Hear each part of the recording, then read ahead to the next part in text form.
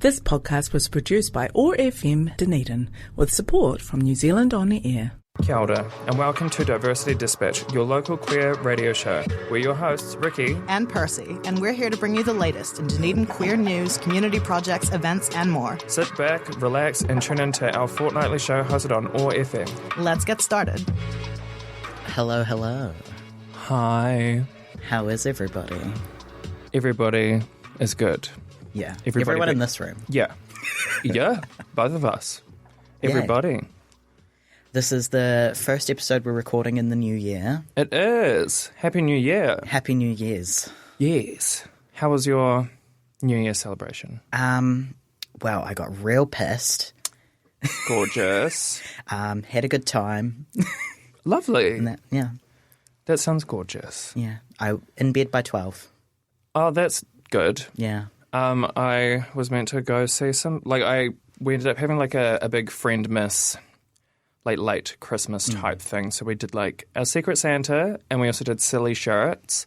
I got a shirt that had in like big aggressive lettering, lactose intolerant, and then also just like... Because you are, right? Yeah. Yeah. Well, sure.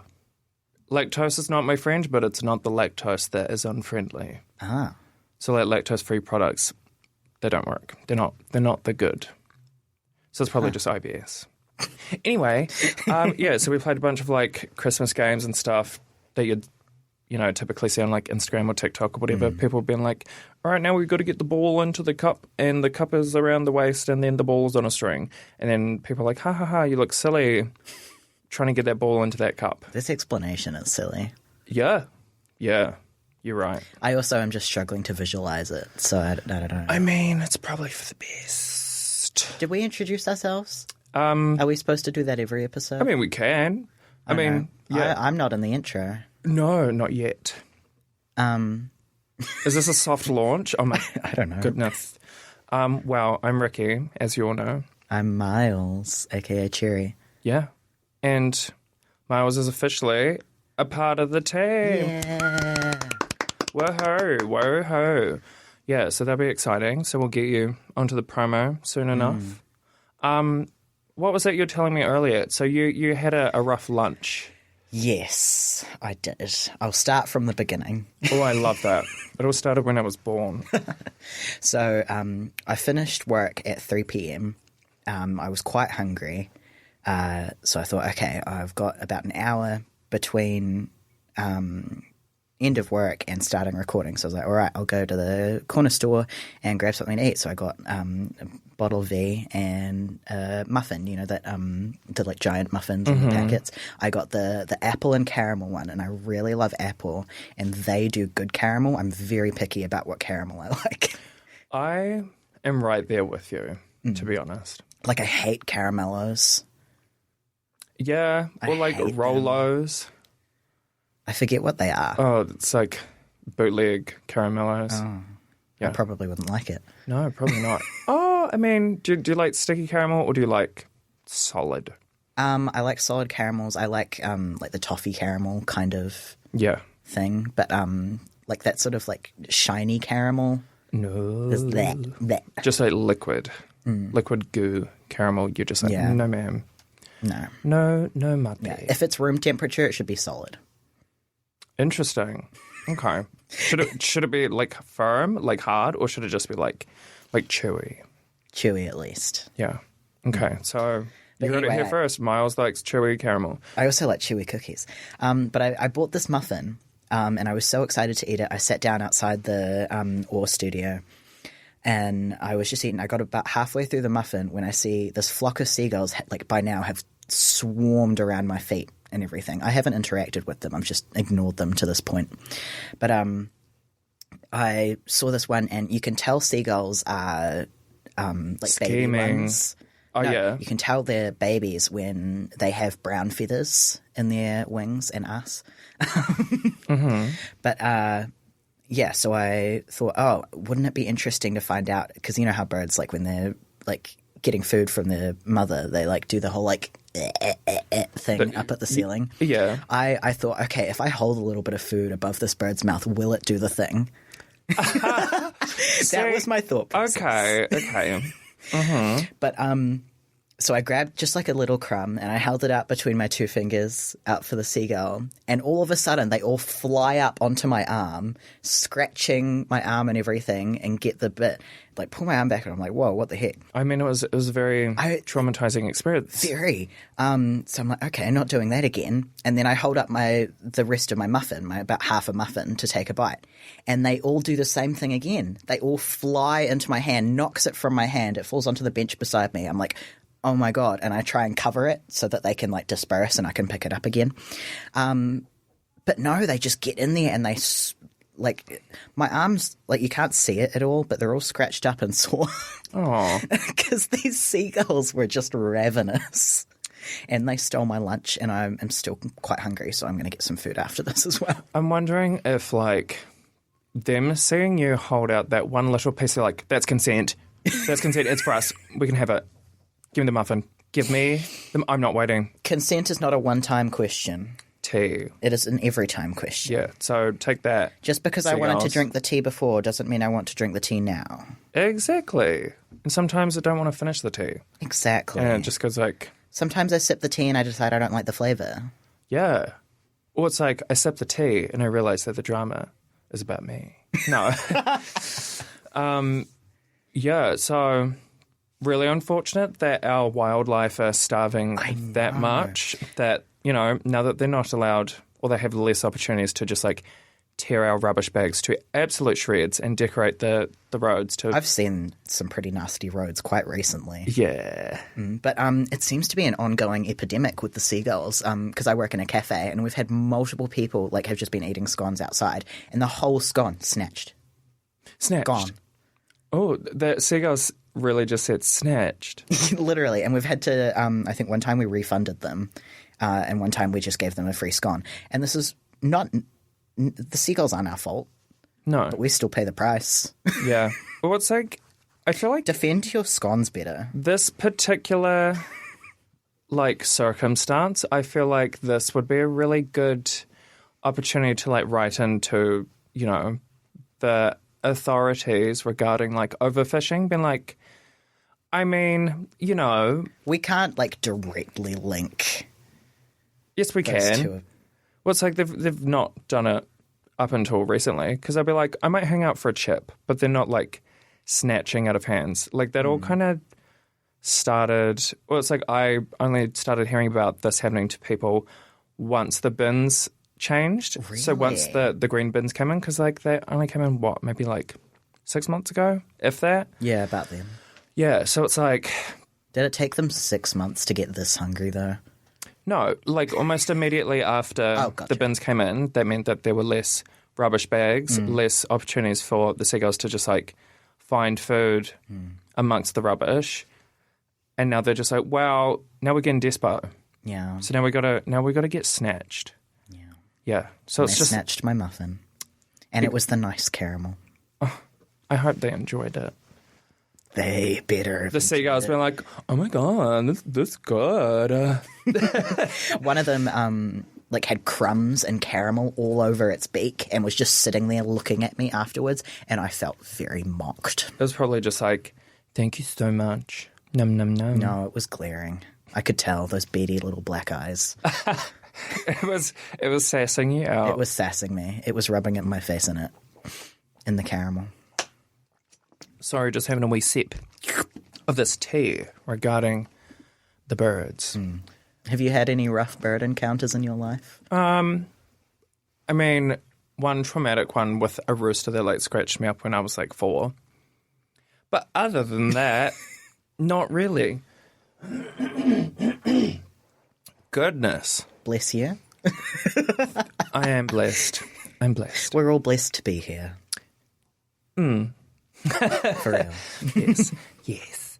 Yeah, I wouldn't say that I've had any cursed bird experiences post that. I've had cursed wasp experiences. Oh, do tell. There was one time, this all takes place, okay, the first story is I was in year 6 and I was just sitting down eating my lunch at lunchtime, as you do. I feel like we've heard this. No, but continue. No, there are 2 stories. One of them I've definitely told.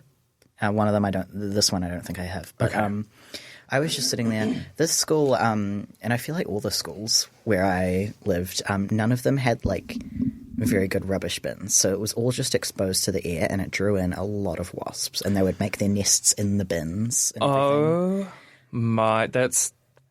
Anyway, continue. That's crazy. Yeah, it was bad. But like I was just sitting there minding my business. I had a snack bar. I took a bite. And as it was in my mouth, a wasp lands on the other end of the snack bar, right in front of my eyes. And I freak out. I yeet the snack bar. I run, and everyone, like, no one knows that the wasp landed on my snack bar. So they're just thinking, damn, this kid is just running. He just really doesn't like that snack bar. Yeah. Well, he's really not hungry. Yeah, but that was fun, and I was, like, freaking out. I remember another girl got, like, stung in the ear by one, like, inside the ear, and it, like, puffed up, so she couldn't really, like, hear properly out of that ear. That's horrible. Yeah. That's... The wasps were evil.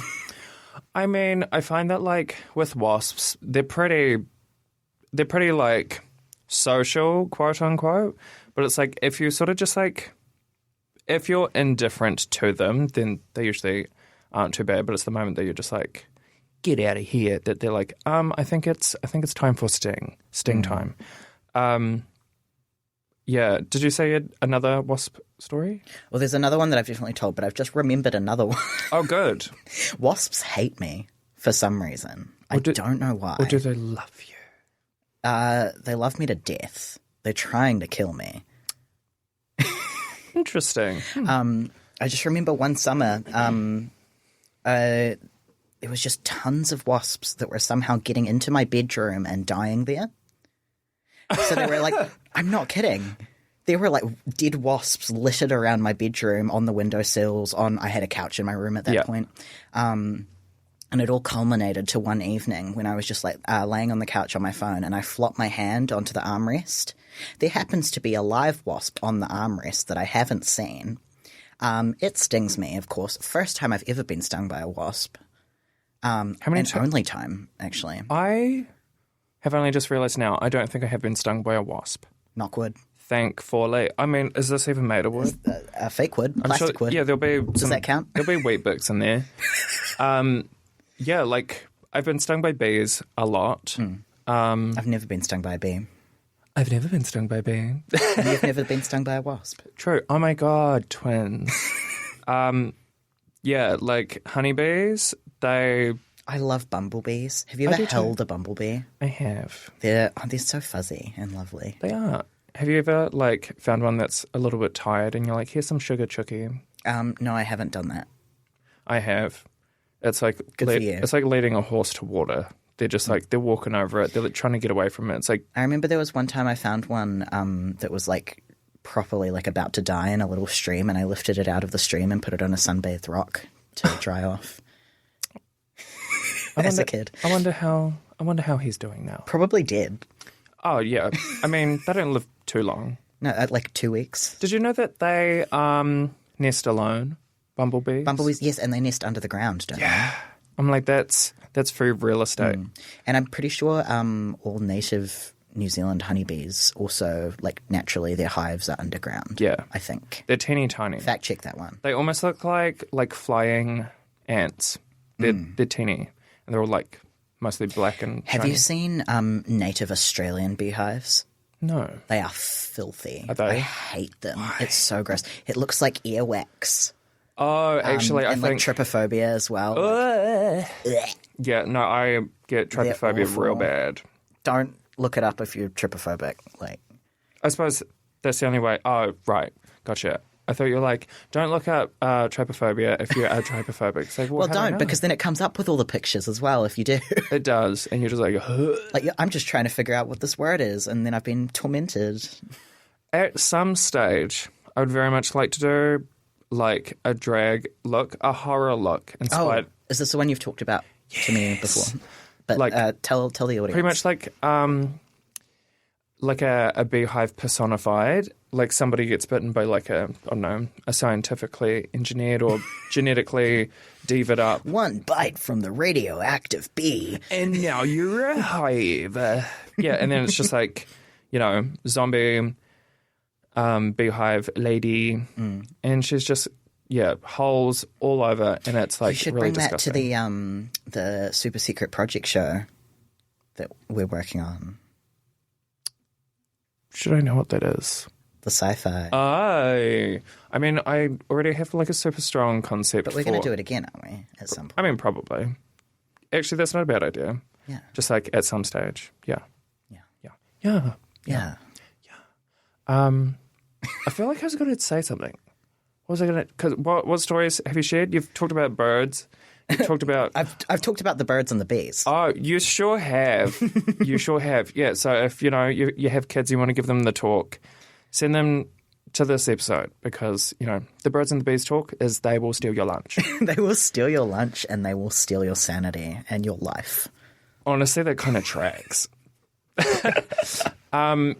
So I happen to have I have a special interest in like fragrances, and like a scent that a few scents that I really enjoy in a fragrance is like iris, sandalwood. Iris is my middle name. Oh my god, I love that. Iris is my grandmother's name. Rest in peace. Named after my great-grandmother. Goodness, that's a lot of synchronicities, isn't it? So big fan of iris, big fan of sandalwood, big fan of leather. Also love sandalwood, yeah. Yeah. So I'm like, there's this one that I wear. If it's summer and I'm wearing this, bees and wasps just flock to me. Ow. I have no idea what just happened in my finger, but that was weird.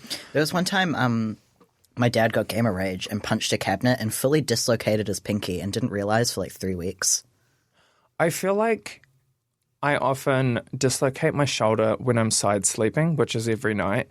Because there was one day that I just did like a really tall stretch, and then I heard a big click, and then all of a sudden my shoulder felt okay, and I was like, oh. Had it been hurting for a while? Yeah, the whole day. And you weren't concerned about it? I mean, I suppose well, no, because like regular chronic pain. Yeah. Like I typically hurt in my shoulders, but it's usually like muscular, I think. But also I don't have a diagnosis, so don't know. Yeah, so I'm like, oh, maybe my... Is your pinky okay? I think so. I don't know, maybe... Anyway. Yeah, so... Yeah, bees, wasps, attracted to me. It's almost as if they can see, like they can see the fragrance, and they're like, oh, that's glowing Do they have pheromone vision? Is that... Well, yeah, because don't they get attracted to flowers... Yeah, but is it a vision-based thing, or is it like a sixth sense that humans can't comprehend? I mean, smell is one of the senses. Vision's also one of the senses. Psychic. They are psychically drawn to fragrances. I'm saying pheromone is like another thing separate from sight. Yeah. I mean, that makes sense. No. Just like a chemical. Its own sense that we can't tap into. Yeah. Not knowingly, anyway. Not consciously. Yeah. Maybe. Maybe. Yeah, but they come over, they're like, and they just like float around in my face. I'm just like, get out of here. Hey, buddy. Yeah, they usually figure it out after a few seconds. They're just like, there's no That's not a flower. There's no pollen here. That's a fairy, not a flower. Exactly. Yeah, rightfully so. What were you saying before I... Sorry, I just like all the time online I'll see these like online products, and it's like sex pheromone, attract a male or attract females, and it's like supposed to be like a perfume kind of thing that's like the sex pheromone for humans, blah blah blah, blah. And it's so stupid. I don't believe in any of it. I mean, I feel like I do believe in it. However, I don't think that they can confidently extract like one scent and be like, this is good for everyone. It's Can like, I info up for a second? You may. Okay, so I got really curious one day, so I decided to look into it. Why do certain people like smells of other people, just like natural scents and everything? And it's actually based off your immune system. If you have an immune system, everyone has an immune system of some varying degree, but if yours is compatible with another person, they smell good to you. Interesting. And if you don't like the smell of someone, it's because you have opposing immune systems. Interesting. that would like procreate to do like a super immune system baby. Or like a super immune system baby, or like a similar immune system baby. As in, like, you've got the immune systems for the opposite thing. So when they combine, I see. wider immune range. That makes a lot of sense. Yeah, but that's why some people smell good and some people smell bad, and everyone has different immune systems. So everyone has different opinions on how people smell. That's really interesting because there's this like one very specific demographic, probably not at all what you would be thinking in your brain, of person who has this very like strange scent to me. Like even if they've just I know a bathed, person who has like a weird smell, and I don't. or it's like because like I've encountered a few people like this.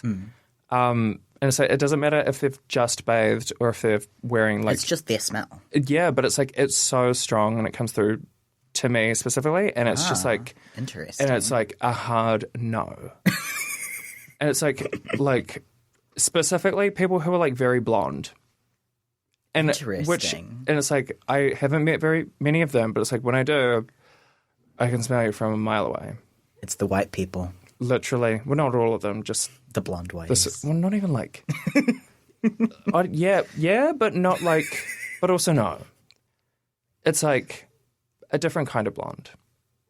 Like albino blonde? I don't think so. Is it albino or albino? Because I've heard both. I mean... No, I'm non-albinary. No. I mean, it could be either. I think anyone listening would be like, oh, I know what you're talking about now. Yeah. But it's like, yeah, they are typically very fair-skinned, blonde. The gingers? It's not even ginger people. It's like, I don't know. It's something else. And it's just like, I don't know where it comes from. But it's just like this very... I've probably only met like 3 people that have that specific scent. And I feel like I'm the only person who smells it. Because like, there's been times where I've brought it up and everyone's like, I don't Maybe get it's it. the tism. Maybe normal people don't smell other people. I mean, definitely that. Because like my sense of smell is uncanny. Is that not a thing? Is what not a thing? People smell. People have smells. They do. Yeah. Yeah. And normal people don't. Neurotypical people don't. They don't. Notice it. They're not necessarily bothered as strongly or affected. Like the sense of smell isn't necessarily as bothersome. Yeah. I'm just thinking of all the like straight romance novels that talk about like how they love the smell of the other person. Like, I mean, okay. Like the typical. I mean, neurotypical, I love a good usually. smell. Yeah. Yeah. Because their immune system is compatible with yours. Or they're just so the body's just like, hey, they've got some really good. Even if you couldn't necessarily procreate with them. Exactly. But they're just like, the nervous system, regardless, it's just like, it's a good one. So I make sure to set them up with someone who needs kids. Or wants kids, rather. No one needs kids. Needing children? No, ma'am. How much longer do we have? We have 2 minutes and 40 seconds. Oh, gorge. Yeah, smells. Smells. Big fan of smells. I got my first ever cologne for my birthday. My birthday is in between Christmas and New Year's. Uh-huh. I got my first cologne, Solar Lavender. It's lavender and cedarwood, and it's very nice. That sounds really nice. Yeah. Yeah, my grandma bought it for me. Lovely. That's very kind of you, Grandma. After I sent her the exact one that I wanted. Yeah. Well, I mean, that's what I do, because it's like... Well, she messaged... we'd spent Christmas together, and then I'd come back to Dunedin afterwards. But while we were talking at Christmas, she was like, is there something you want for your birthday? Because I don't really know what to get you. And I was like, I don't know. I'll let you know if I think of something. And then I remembered the cologne. You know what I think about occasionally? Have you ever heard the thing where it's just like, if someone's trying to get you a gift, they're like, well, I can't just give you money. I'm not allowed to. And you're like, why not? And they're like, oh, you're just not, it's just, you don't do that. So I have to find you something. And then they end up finding like a gift that's like subpar. And it's just like, is that just like... I'd rather have the money. Me too. Honestly. But it's like, yeah, it's very like, it seems like capitalism just being like, oh no, you have to purchase something from someone. As long as I sort of had a revelation recently, because for Christmas I got a $50 warehouse voucher. And I sort of realized, like, this isn't for me to buy things that I need. This is to buy things that make me happy because Yes. it's a gift and it's gift money. And I just sort of, that had never really, like, clicked before. I always, like, anytime I got a gift card, I was like, okay, I can do this, this, and this with it because I need to do all these things. I mean, it is completely up to you. Absolutely. The gift like, card, it occurred to me. Yeah, you know? the gift card's very much just like, I respect you enough to, you know, understand that having money is probably better than just me buying you something and getting it wrong. And on that note, we should probably say goodbye. Yeah, well, I've enjoyed our chat. Our very casual chat. Yeah. Goodbye. Bye, guys. And that's a wrap for today. Diversity Dispatch airs fortnightly on Thursdays at 5 p.m. So if you like today's episode, then be sure to join us in a couple of weeks for the next installment on ORFM. And check out the podcast on oar.org.nz and your favourite podcast platforms. Tune in for more chill chats, fun facts, and upcoming local events on Diversity Dispatch.